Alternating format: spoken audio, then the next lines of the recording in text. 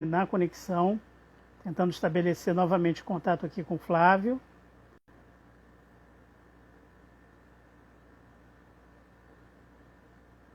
Vamos ver agora se vai.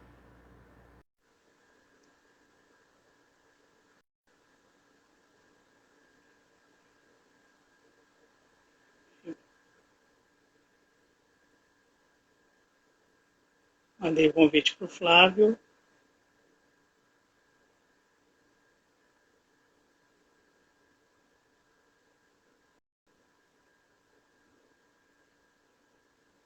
Vamos ver se ele aparece aí.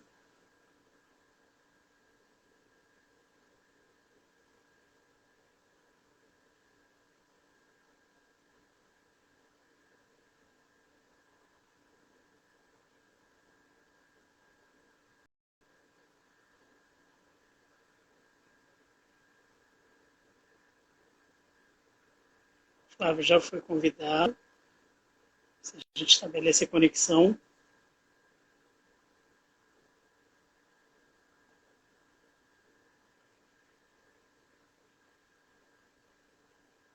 O Flávio está sem conexão. Vou tentar restabelecer aqui.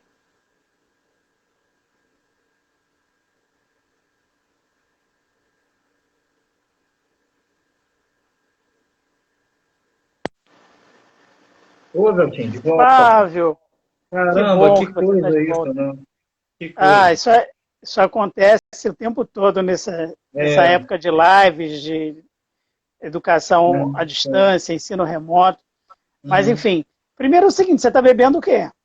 É vinho, é vinho. Caramba, É, hein? pô, Poxa, eu mas, podia ter preparado um vinho do Porto para beber junto com você pô, aqui. para participar de live com você, eu até comprei um vinho de R$ 30.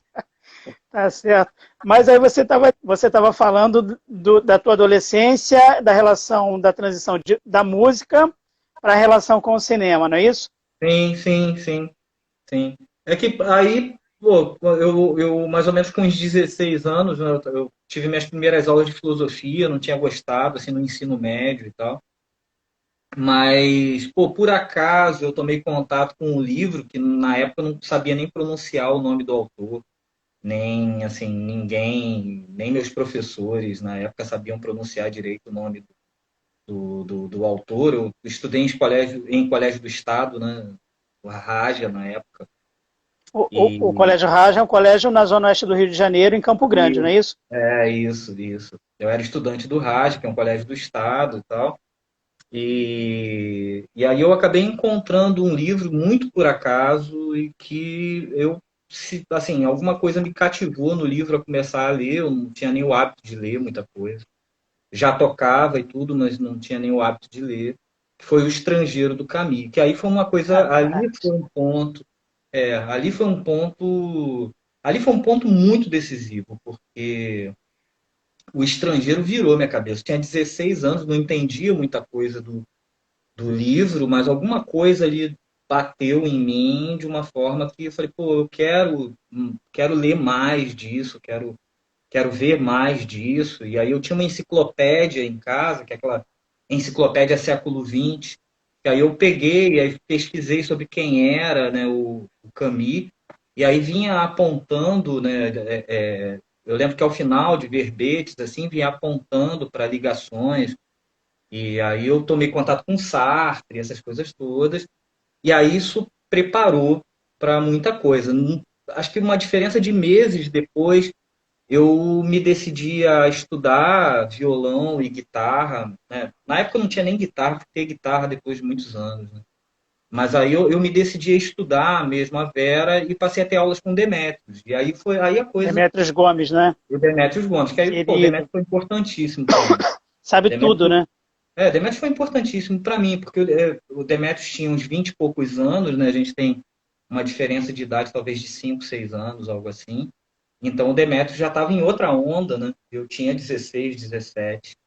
E aí ele chegava e falava, não, pô, e o teatro? Pô, e literatura e cinema? Você já viu algum filme do Tarkovsky? Eu falei, pô, nunca nem vi. Só que assim, a diferença é que ele lançava essas coisas para mim E aquilo reverberava, eu falava, pô, eu tenho que ver, eu tenho que... E aí, mais ou menos com uns 17, 18 anos, eu comecei a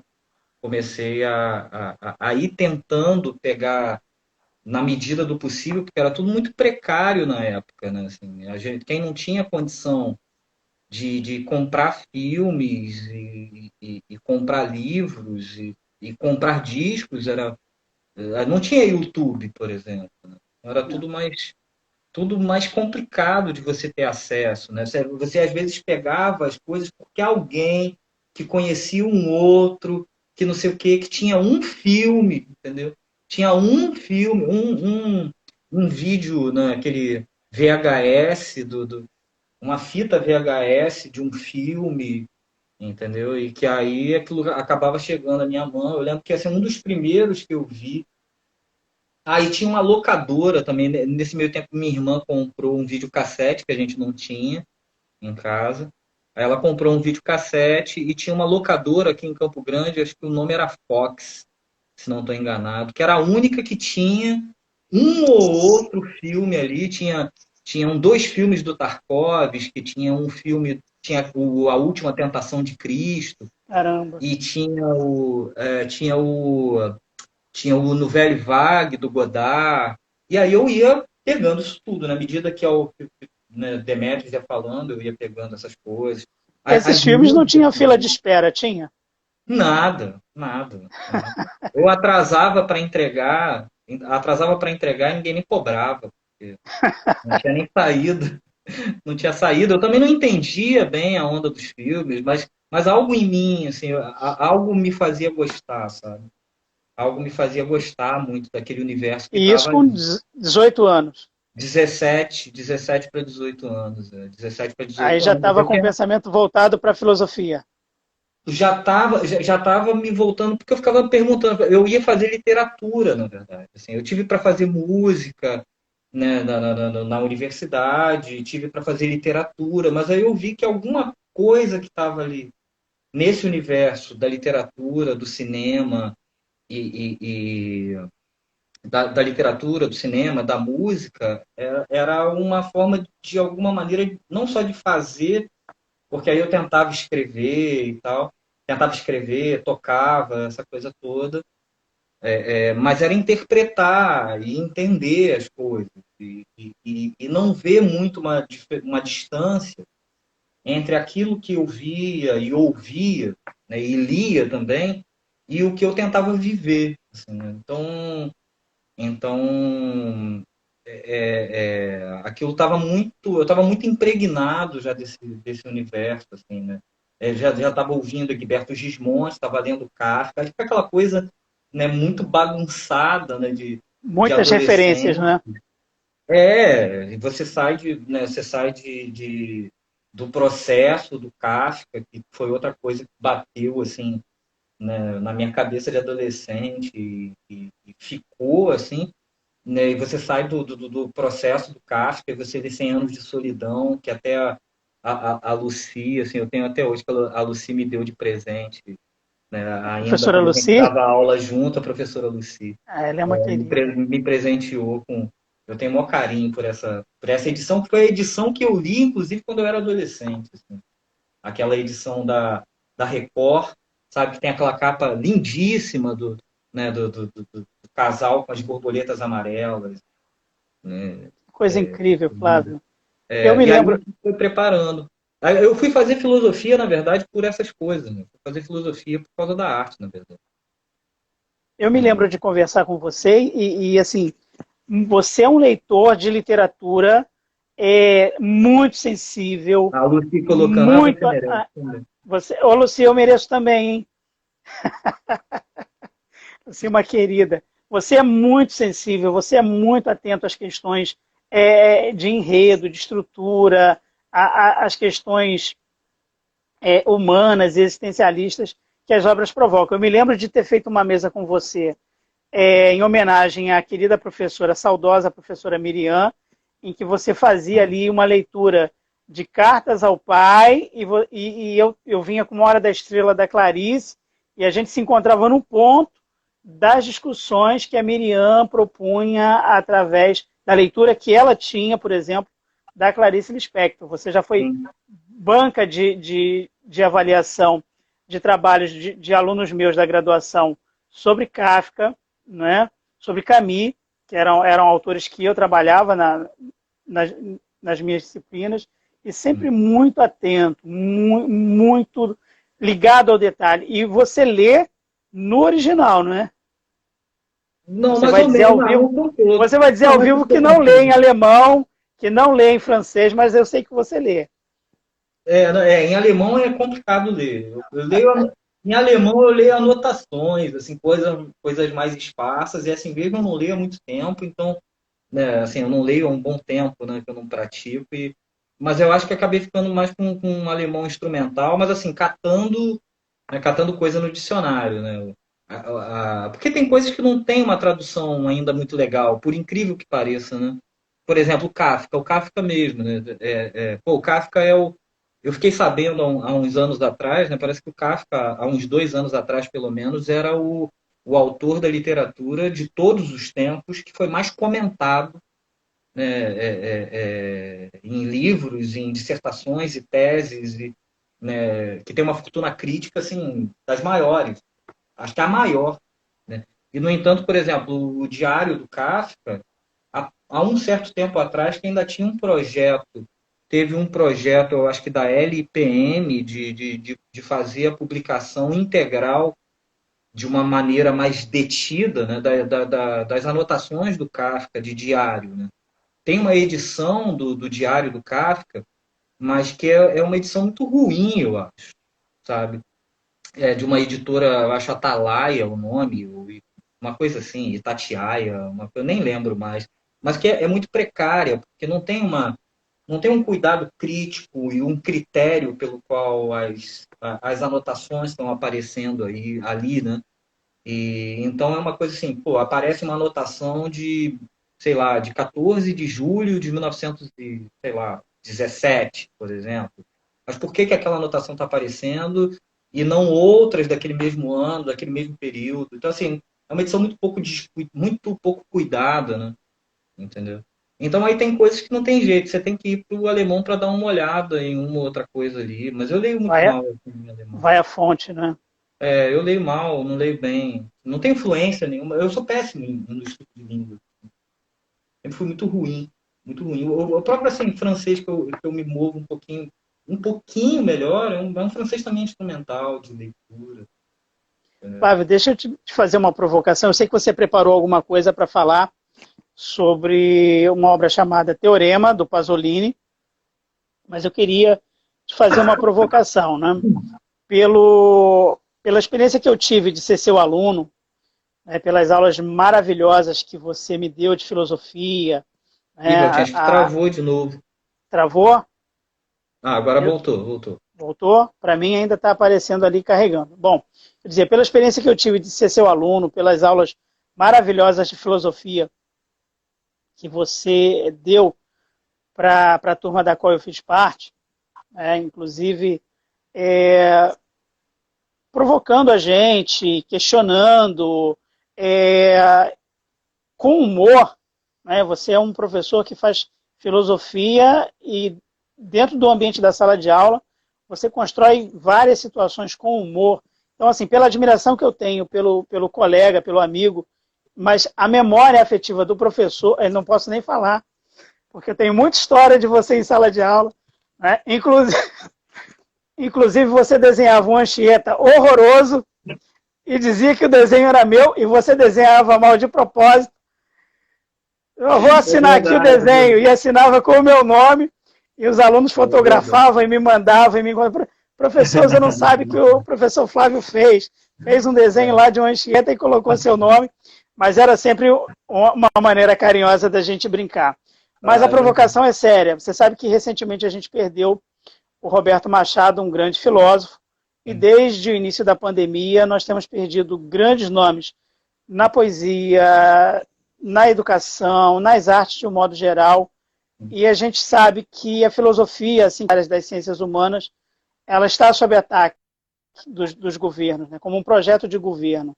Como você, como um humanista, como um homem de arte, como homem de educação e cultura e um professor de filosofia, se sente diante dessa situação? O que você pensa sobre isso?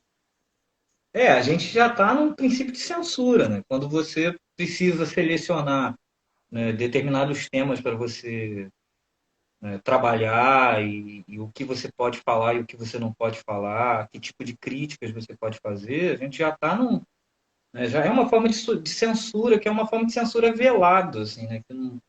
Que é engraçado, porque isso não é explicitado, não tem nenhuma ordem, muitas vezes, mas que você já não se sente à vontade, ou você sente que alguma coisa, né, pesada, estranha, tá ali presente, e que faz com que você não trabalhe determinados temas, não fale determinados nomes, não faça determinadas críticas a uma situação em que a gente está, entende? E a gente está num tempo, pô, muito tenebroso, mas muito tenebroso. A gente está num tempo muito tenebroso. A gente está num tempo que eu não preciso nem falar nomes, na verdade, né? Assim, se eu tô, isso eu vi acontecer, inclusive, né?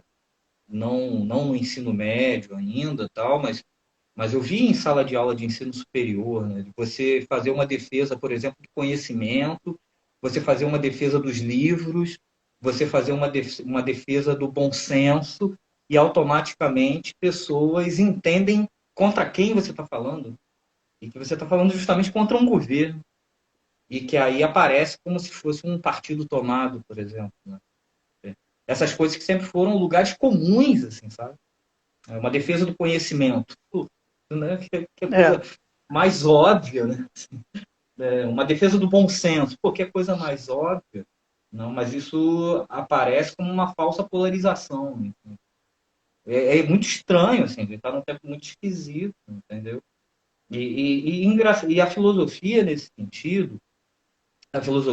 sentido, ela ainda é bastante potente para você compreender ou questionar determinadas coisas existentes, né? Assim, não que a filosofia ela não é talvez nem o melhor caminho, porque nem o melhor caminho, né? Para esse ponto crítico. Acho que todas as áreas do saber, todas as disciplinas têm essa possibilidade crítica, todas elas, no fim das contas, têm essa possibilidade crítica.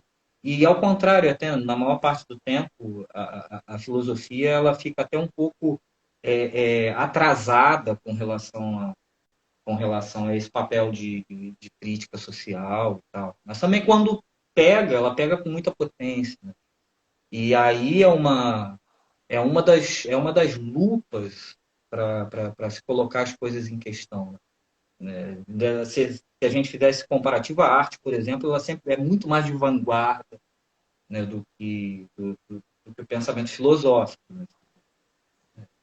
Entende? Mas a filosofia ela ainda é muito potente para se colocar muita coisa em questão, né? A filosofia trabalha com colocação em questão de crença, né? No fim das contas, né? Hum, mesmo que você tome crença como uma das maneiras do senso comum, né? Não é só crença religiosa, obviamente, né? E a filosofia trabalha com colocar isso em questão, no fim das contas, né? E aí você tem a gente está num tempo muito, muito árido, né? Muito árido com relação a isso. Que assim, a gente está num tempo, talvez há muito tempo, né? A gente é que talvez não tivesse acordado. Acho que a gente viveu um sonho durante algum tempo, principalmente no meu caso, minha geração, que se forma de verdade mesmo, assim, a partir de ensino médio, se forma na redemocratização. A gente viveu um sonho de democracia, sabe? Que na verdade nunca teve muito bem, né? Nunca foi, assim, entendeu? Mas a gente viveu uma ilusão de que as coisas, né, de que determinados temas, por exemplo, eram temas ultrapassados já, quando na verdade não, são urgentes o tempo todo, né? São urgentes o tempo todo, bom, né? segundo eu estou percebendo da tua fala, então as pessoas estão reagindo, né? sobretudo estudantes, que é o teu público-alvo, é o meu público-alvo também, com quem a gente lida diariamente, as pessoas de modo geral, mas sobretudo estudantes, estão reagindo tanto à defesa do pensamento crítico, quanto à apresentação de alguma forma de arte. É isso? Você percebe isso? Reagindo. Não, é que, assim, você, principalmente há uns anos atrás, né, assim, uns 2 anos atrás, né, talvez hoje talvez se encontre um público um pouquinho maior dentro de sala de aula, mas que não compreenda as coisas dentro dessa polarização. Mas há uns 2 anos atrás, antes, por exemplo, da pandemia, você ainda encontrava em sala de aula a ideia de uma polarização, como se você estivesse tomando partido ao mencionar determinadas coisas, e inclusive mencionar determinadas obras de arte, ou passar determinadas obras de arte. Né? O próprio filme do Pasolini, por exemplo, né? Se eu passasse em sala de aula, creio que até hoje isso aconteceria, né? Mas se eu passasse, por exemplo, em sala de aula um filme como o Teorema do Pasolini, né? Ia ser percebido como uma polarização, entende?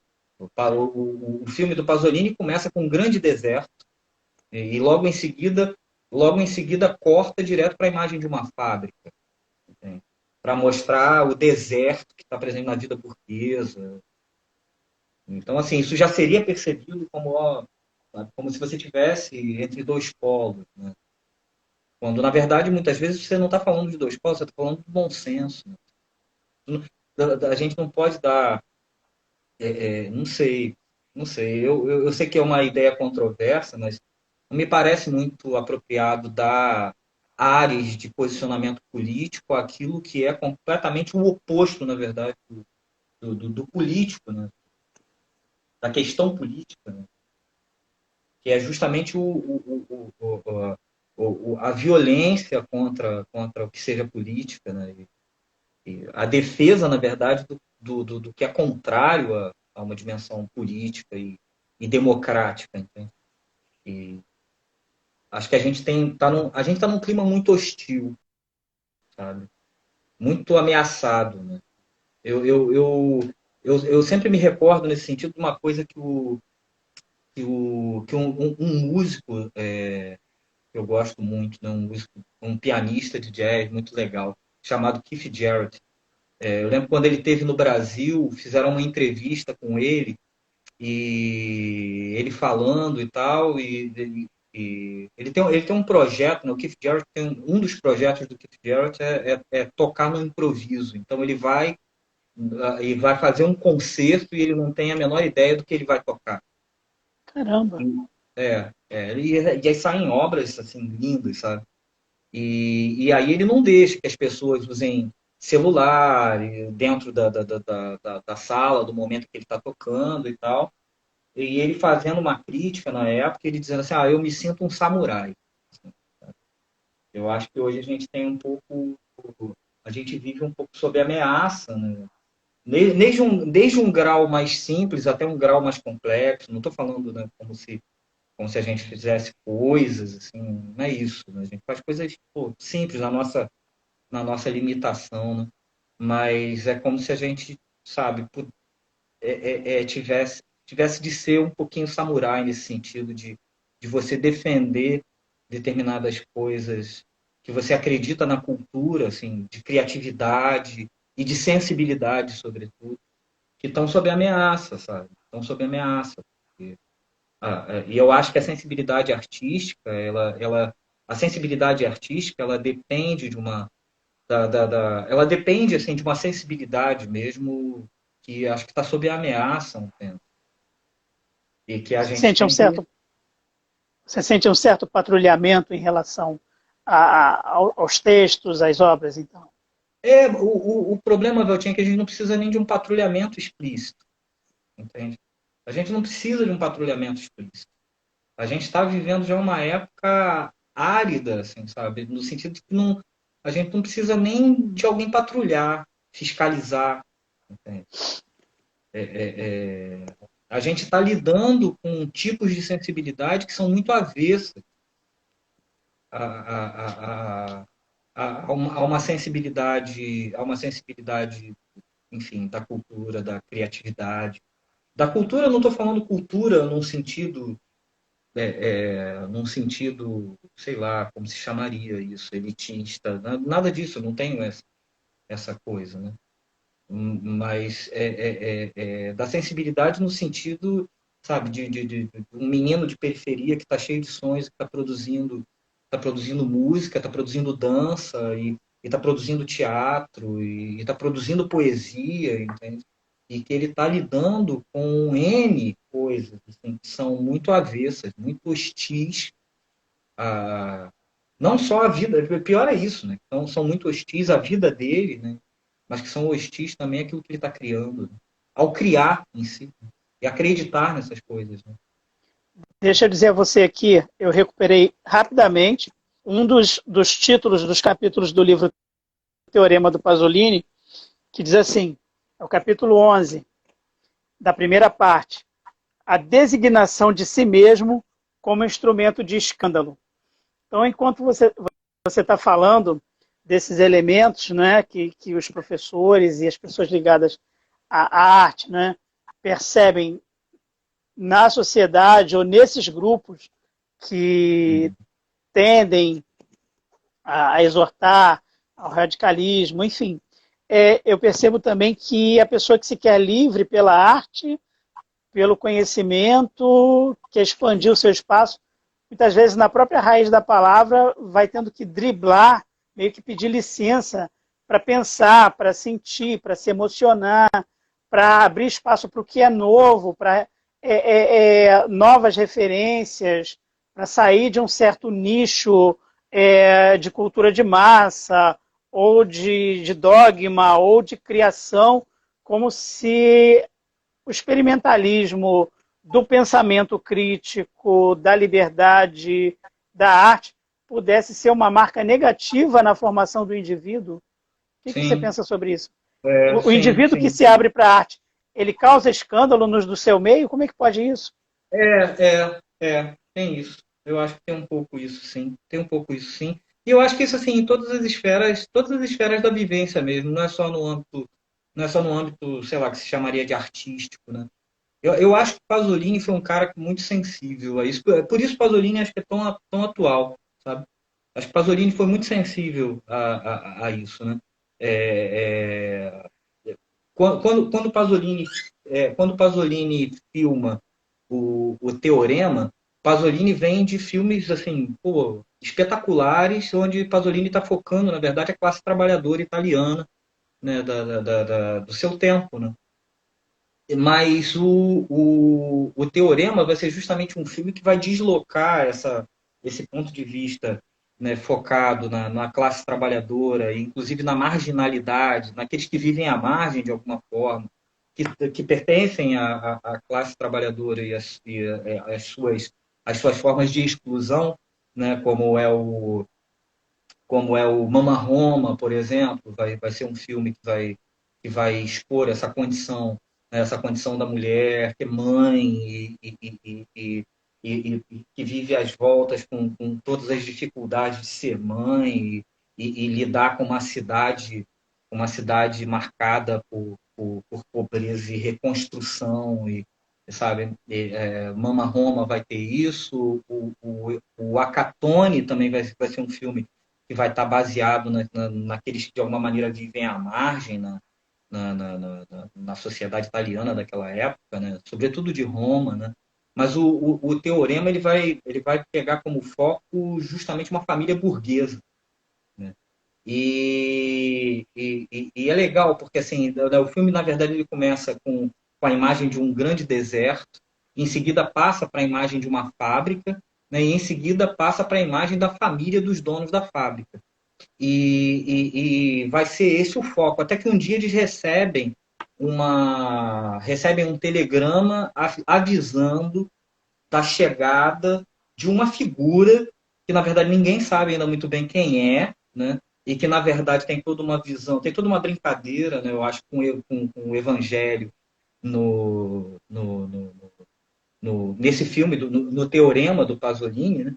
porque quem vai chegar é uma espécie de Messias, entende? Que é um cara que vai chegar ali e naquela família burguesa que é de alguma maneira marcada por relações frias e a opressão que a filha sofre é quase que tendo que levar uma vida recatada e a mulher que mal vê o marido, e aquelas relações frias todas, vai ter um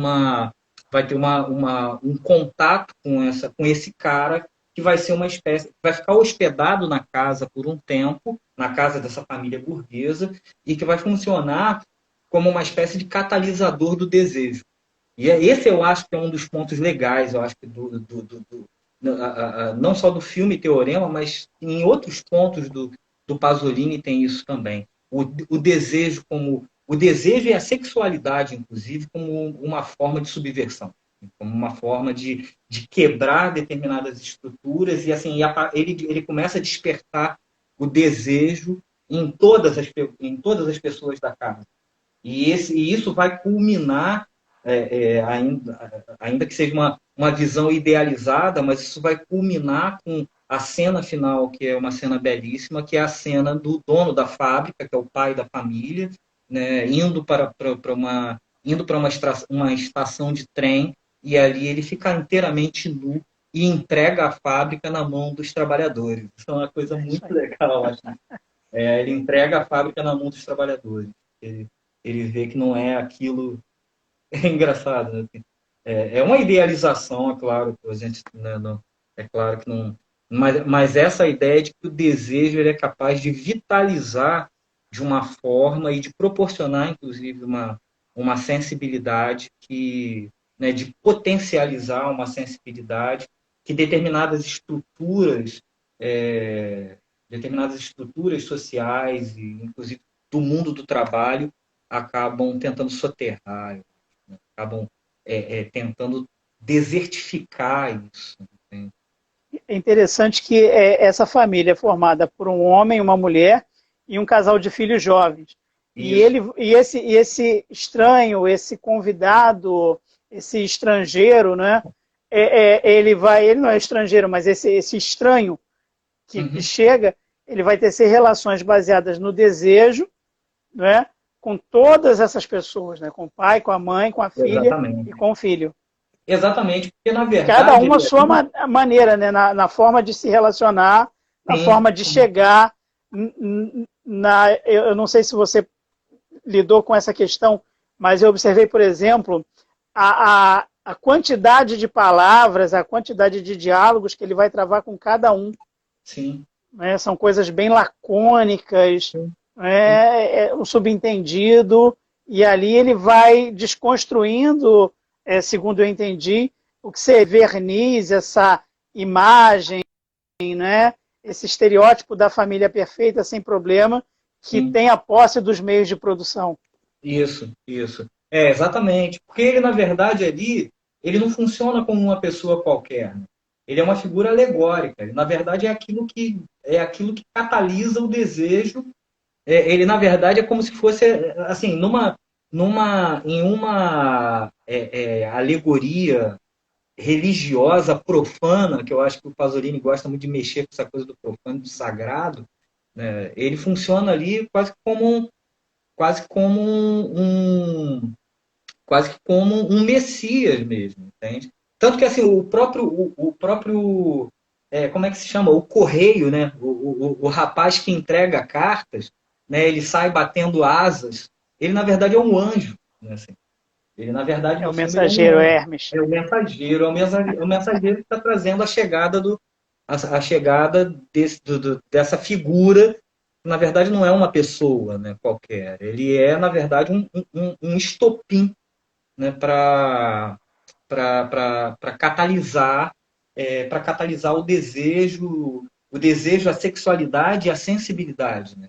Todos eles na família se sensibilizam, na verdade, se tornam muito mais sensíveis a partir do momento que travam contato com essa figura, né, que está ali presente. A Eu Miriam tinha tenho comentado uma coisa aqui, a desertificação do desejo, Paulo Guedes, Paulo Guedes. Eu não sei Paulo se eu, Guedes se já é a eu, areia do deserto. se eu estou influenciado ainda por uma indicação de filme. É muito tempo que você me fez essa indicação, das muitas indicações que você me fez, né, do Eu, Daniel Blake. Sim, Né? sim. E aí, quando eu fui reassistir o Teorema para a gente conversar, depois da experiência da tua indicação de Daniel Blake, me incomodou profundamente o fato de que a imprensa vai sempre ouvir o empresário. Logo na primeira cena, né, a imprensa vai do lado do empresário. E aí Sim. voltei lá para o Daniel Blake está ali isolado e até que ele possa ser ouvido, tem que acontecer uma tragédia, tem que acontecer um hecatombe na vida do indivíduo para que ele possa ser percebido. Né? É cruel pensar nisso. E que é percebido, assim, entre aspas, na verdade. Ele não é É, nem percebido enquanto classe, né? Ele é percebido enquanto um indivíduo que está ali e que é o máximo, na verdade, que acontece. Né? Eu acho, esse filme, o Eu, Daniel Blake e o outro... Poxa, como é que é o nome do filme, gente? Agora eu me esqueci. O Cícero, se estiver assistindo, até podia ajudar. Que foi o último. Você Não Esteve Aqui. Você Não Estava Aqui, na verdade, o nome do filme. Você Não Estava Aqui. Todos eles acho que são uma das reflexões, eu acho, mais legais atualmente sobre o mundo do trabalho, por exemplo. Uma das, um dos pensamentos mais profundos, de interpretação mais profunda, eu acho, sobre o universo do trabalho, está nesse diretor. Eu esqueci o nome dele agora. Agora quase, eu não estava nem lembrando direito o nome do filme, que tirar o diretor. Né? Mas que é um diretor que se dedica a pensar nessas questões do universo do trabalho. Né? O Você Não Estava Aqui, ele é todo sobre a uberização do trabalhador. Inteiro, o filme inteiro é sobre a uberização do trabalhador. e Eu acho fiquei, que assim, e fiquei sem diga. pensando, nas cenas em que o estranho, aquela família, se relaciona com cada um dos membros. Fiquei pensando num filme que não sei se você viu, deve ter visto, que é o Dente Canino. Sim, sim. Dente Canino, nossa, Vi Dente muita Canino. relação entre aquela família disfuncional e aquela família aparentemente funcional, instigada pelo desejo ali desse mensageiro, como você está colocando. Né? Sim, sim, Ó, o sim. Cícero está falando, Ken Ken Loach. Lo, exatamente, Ken Lo. Obrigado, Cícero sabe Sal. tudo, Obrigado. É isso mesmo, sabe Ken Lo. tudo. Ken Lo. Eu te O Cícero perguntava, tem uma leitura brilhante ele é demais, sobre o Ken muito, Lo, muito fera sobre o também. cinema do Ken Lo. E você compõe, né? Você tem parcerias com Cícero, né? Pô, eu tenho esse prazer de ter parcerias com Cícero. De... Você É, preparou algum número? pô, preparar, não preparei nem a minha, assim, nem pra... Eu não sei, eu vou contar para as pessoas aqui uma inconfidência rapidamente. Eu tenho um violão, eu tenho esse privilégio de ter um violão aqui meu, Verdade, verdade. que pertenceu ao Flávio Pimentel. Né? Ele gentilmente, né, parcelou um violão muito bom, ele parcelou esse violão para mim em 300 prestações, eu já cheguei Não, na mentira, décima tu pagou de prestação. cara, mentira. Tu pagou de cara, tava duro pra caramba, eu te vendi o violão. Você me E o fez essa Flávio, gentileza. e o Flávio me vendeu o violão na firme convicção de que eu aprenderia acordes nesse violão. Na verdade, decorridos aí quase, né, 8 anos da compra do violão, a única coisa que eu aprendi foi a lustrar o violão. Ele está sempre E muito ele não pega lustrado, brilho, porque ele é muito bem. fosco. Então não vai, Pois é, vai ter então jeito. é um fenômeno. Mas o meu filho caçula, ele usa o violão, ele aprendeu a tocar e toca bacana nesse violão. E, pô, bacana, bacana. E eu sei Eu que já você ouvi, tem né? uns instrumentos aí especiais, uma guitarra, violão, você tem tudo aí. O que você preparou para Não, gente? não, eu não tenho tudo, Ou o não. que Não você tenho pode tudo, mostrar para não. gente? Eu vou tentar fazer aqui, peraí. Deixa eu ver. Eu não sei se vai sair direito, não, porque. Peraí, deixa O eu teu ver. áudio tá bom, então de repente vai sair bacana. Mas o violão, ele geralmente, né, o violão, a guitarra até um pouco menos, mas o violão geralmente ele fica com um som que parece que está sendo tocado embaixo d'água, né? Mas, e eu também não, eu vou, porque o que que acontece? Eu esqueço muita coisa, assim, sabe? De, por exemplo, as músicas com Cícero mesmo, pô, eu queria a beça, assim, né, tocar aqui, mostrar e tal. Mas eu acabo esquecendo, se passa um tempo, eu acabo esquecendo, isso dá lugar a outras coisas. A música de um tempo para trás, ela, pô, tomou um lugar, assim, muito grande, sabe, na minha vida. E aí eu acabo tendo algumas ideias, assim, para fazer, né, para compor. E eu me lembro das últimas, assim, que eu fiz, assim, sabe? Que eu acho que eu não tenho nem, eu acho que eu nem sei ainda tocar direito, mas eu vou tentar Uhum. aqui, olhando a letra aqui. Tá dando para ouvir o violão? Sim. Vou tentar tocar aqui, vou esquecer alguma coisa, vou errar, até porque pô, tô nervoso, mas enfim. E eu não canto bem também, ainda tem esse problema, né? Mas assim, imaginem alguém legal cantando para salvar a música. Eu vou tentar tocar uma música que eu fiz, na verdade eu terminei de fazer hoje. Então ela está muito recente ainda, né? É uma música que eu fiz pensando no Caio Fernando Abreu, chamada Blues para Caio Fernando Abreu. Vou ver se sai alguma coisa aqui, eu tinha e vocês, né? Você e tal, eu errando alguma coisa assim, vocês desculpem. Vamos lá, deixa eu ver.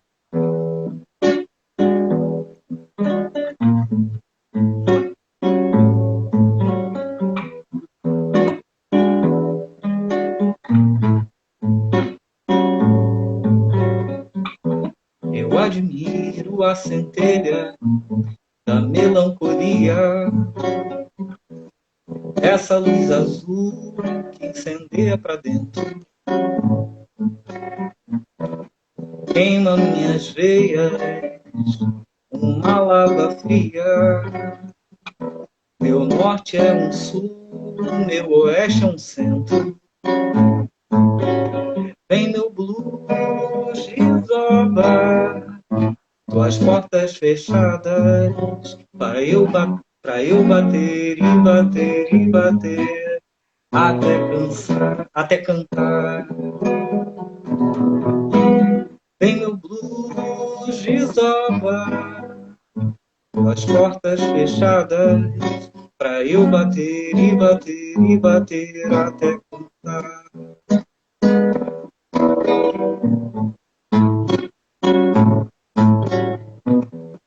Gosto da beleza com um gosto cítrico. Tomo pra ter visões do meu ácido lírico. A lâmina da doçura rabisca alguns versos e eu inverso nesse estrago meus morangos mofados. Vem meu blues desova, tuas portas fechadas, pra eu bater e bater e bater até cantar. Vem meu blues desova, tuas portas fechadas, pra eu bater e bater e bater até cantar. Vem meu blues desova, tuas portas fechadas, pra eu bater e bater e bater até cantar. Aí. Que beleza, Flavião. Obrigado, Deixa, Toque. foi ótimo, parabéns. Deixa eu te perguntar uma coisa: quantas capas de LP você já tem? Pô, tem aquelas que você fez. São meus primeiros discos. Os primeiros discos já estão fora de catálogo, esses, né? Não, esses aí já estão fora de Ai, catálogo. É, maravilha. Ô, Flávio, deixa eu ler para você um texto, se você me sim. permite. Pô, por favor. Ele está aqui, está marcadinho aqui. Diz assim: é um poema. O título é Eu não quero ser o homem que você sonhava. Ah, Eu não quero ser o homem que você sonhava. Quero ser a lava inflamada do vulcão quando você me estende a mão pedindo água. Não quero o retrato que você amava empoeirado na estante de um casal estátua. Bigode, vestido, terno e gravata, e um tédio emoldurando o preto e branco sem graça. Prefiro ser o nó na garganta que te aperta contra a mágoa, o imperfeito vacilo de que você falava, a dor no teu dente e a serpente que te morde e tara, sem te deixar dormir. Quero ser teu problema, teu desdentado pente, quero ser teu poente e teu poema. Este que você escreve para se reconstruir depois das horas difíceis. Eu quero ser o teu fim, o perto e o longe de mim, teu amor e tua raiva, na tensão do dia, tudo que não caiba em velha fotografia, a insônia contra a anestesia. Prefiro ser tua sede do que ser tua poesia. Quem é o poeta que escreveu esses versos? Eu nem lembrava. Está no Malditos Poetas, né? Malditos Poetas Malditos. Você publicou. Só você. Como é o teu processo? Como é teu processo de criar um poema? Como é que você escreve poesia? Como é para você escrever poesia? Eu não sou, né? Você sabe, eu não sou poeta como, né, como você é, o Cícero é também. Vocês são poetas mesmo, assim, né? Eu eu me, sei lá, enveredo de vez em quando, acho que é uma das formas, né, que me vem à cabeça às vezes para fazer, mas eu né, não sou um poeta, assim, eu não sou poeta, assim, né? Então, assim, eu não escrevo sempre poesia. Assim, eu gosto da escrita, né? E gosto do exercício da escrita, mas de poema, não, assim. Então, não é sempre que vem, né? Não é sempre que vem. Eu não escrevo poema mesmo há um tempão, assim. Nem é poema mesmo, nem é um negócio assim bom. É um negócio assim que eu acho que às vezes escrevo para tentar entender determinadas coisas para mim. Ou porque acho que é coisa da pé, né, sabe? Assim, sabe quando você sente que, sei lá, de repente te vem uma palavra na cabeça, ou te vem a ideia de um verso porque você leu alguma coisa que te deu essas ideias, ou porque você está vivendo num determinado momento. E aí você sente que aquilo ali, pô, podia ser levado um pouco mais à frente, e aí você tenta escrever, e aí eu tento escrever, mas não é uma coisa que eu, que eu tenha como que eu perceba como uma identidade, assim, sabe? Mas de vez em quando você manda umas publicações no Facebook, nas redes sociais, de poemas como esse. Esses aqui você mandou para mim, para que fossem publicados. Mas eu, de vez em quando, estou acompanhando a sua escrita. São textos muitas vezes líricos, muitas vezes bastante engajados politicamente, textos reflexivos, de teor social mesmo, de crítica social, e numa linguagem muito acessível a todo mundo, né? Essa é uma preocupação que você tenha quando escreve? Não tenho, eu não tenho essas, né? Eu não teria nada assim bolado, né? Técnico. Eu até tenho de alguma forma com a música, assim, que é uma coisa que eu assim, até gosto. Aí, sabe, que me dá mais identidade, eu acho que eu gosto, assim, sabe? Eu gosto mais de fazer e que entendo o que estou fazendo, sabe? Quer dizer, pô, né, não entendo, né? Mas entendo minimamente o que eu estou fazendo, entendeu?